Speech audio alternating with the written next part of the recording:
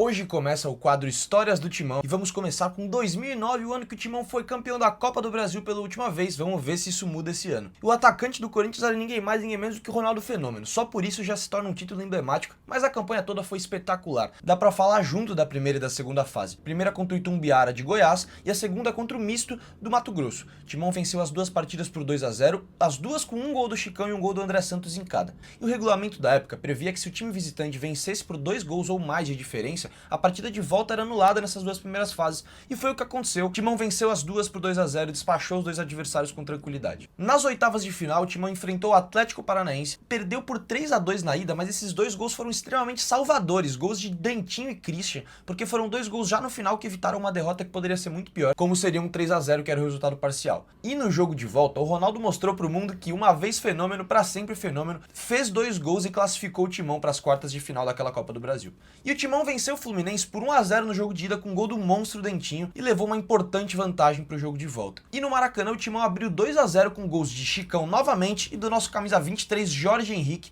e ainda acabou tomando o empate para dar um pouco de esperança para os cariocas, mas não era suficiente, o Timão tava na semifinal. E assim como nas quartas, o Timão enfrentou outro carioca na semi, o Vasco da Gama. Jogo de ida no Maracanã teve mais de 70 mil pessoas que viram todas o Dentinho cravar novamente, abrir o placar, ainda no começo do primeiro tempo. O Vasco até empatou no segundo com o gol do Pimpão, mas esse empate por 1-1 foi muito importante. E pra você que não sabe, eu vou te explicar o critério do gol fora que existia na época. Em caso de empate no placar agregado, classificava o time que teve mais gols marcados na casa do seu rival. Então o empate em 0-0 classificaria o Timão no jogo de volta. E foi exatamente o que aconteceu. Seguramos o Vasco no Pacaembu e nos classificamos para a grande final. E é impossível falar desse Corinthians e Vasco sem destacar dois atletas. O Ronaldo judiou do Amaralzinho nesse lance, deixou ele sentado sem nem encostar na bola. Um lance espetacular que fez o Pacaembu explodir. E o goleiro Felipe, que foi importantíssimo em algumas defesas, fez uma baita partida e foi muito essencial para segurar o 0-0 no jogo de volta. E assim o Timão chegava na final da Copa do Brasil contra o Internacional de Porto Alegre. E o Timão já deixou o título bem encaminhado no jogo de ida. Vencemos por 2-0 com gols de Ronaldo e de Jorge Henrique para nos dar mais ainda tranquilidade para o jogo de volta. E na volta, mais uma vez, o Timão abriu 2-0